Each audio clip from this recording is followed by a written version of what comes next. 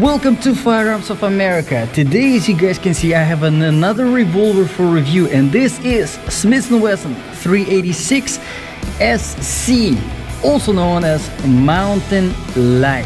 And why it's called Mountain Lite? Because this one is actually a very lightened version of the gun, only about 1 pound loaded. Yes, chambered in 357 Magnum, capacity 7 in the cylinder.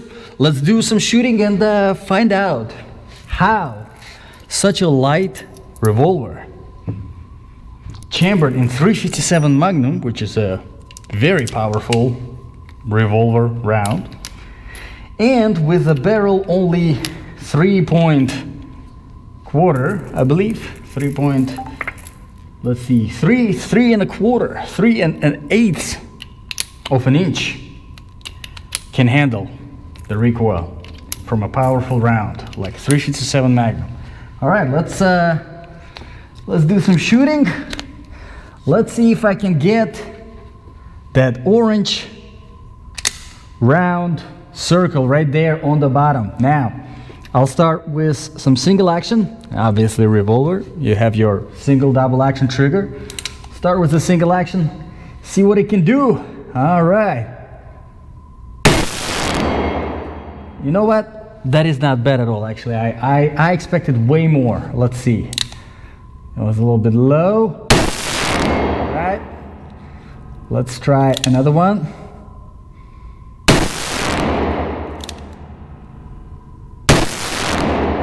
Way low, high, close. Let's see double action.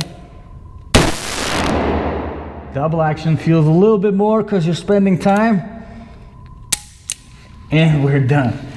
All right.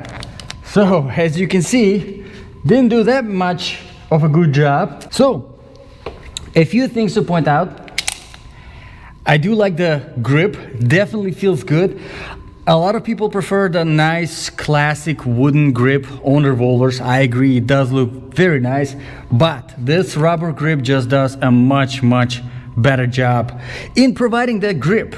Especially here, you definitely do need every single bit of it, because obviously, first of all, 357 Magnum, powerful round.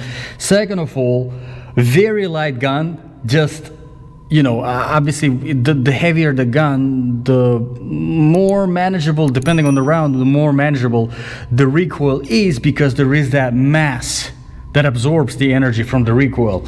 Not here, because it is very much lightened. And of course the shorter barrel. Now, let's put a few more rounds through it, and we will see if we can come up with some kind of decent conclusion. I'll make it a little harder for myself just because I have nothing better to do with life, with 3 random rounds, and see if I can hit finally that orange thing. All right, the Russian roulette. That was first, and I got it. Yes. All right, that was better. Teaches me to concentrate on every round. Obviously this is going to be empty. I think this is empty too. This one's not gonna be empty. Let's do it. All right.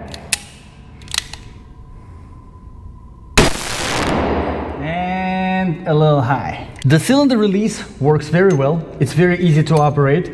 Now, with someone who has a little bit of bigger hands, longer fingers, you will definitely be able to have it, you know, one hand operation, you know, pushing the cylinder out with my fingers are kind of short, so it's kind of harder for me. But a few things I like about this gun, a few things that I really do like. First of all, the trigger. The trigger feels amazing, both in single action and the double action. And check it out. Let's start with the single action. Now the hammer pulls backwards fairly easily, right? And we have our single action trigger. Very nice, very crisp break. I love it. I love it a lot. Check it out again.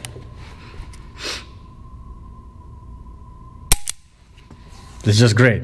Okay, let's take a look at the double action now. All right. So we have about 1, 2, 3, 4, 5. Pull it a little longer before it breaks. Probably about 7.5, maybe even 8 millimeters before it breaks. But definitely a nice crisp break. And if you do practice a lot with the double action, you will definitely get used to it. Okay, another thing that I like a lot about this revolver are the sights.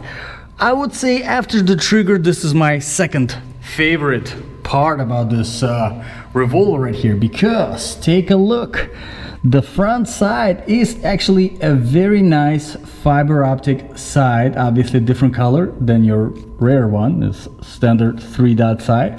I do like it a lot, especially the fact that it is fiber optic. I think it's makes it much easier to aim whenever you have the contrast between the front sight and the back sight. Pretty good. Now, a few things that I'm not a big fan of, and I can't say that it's necessarily a negative thing about the gun, because these are the reasons why you would buy this revolver after all.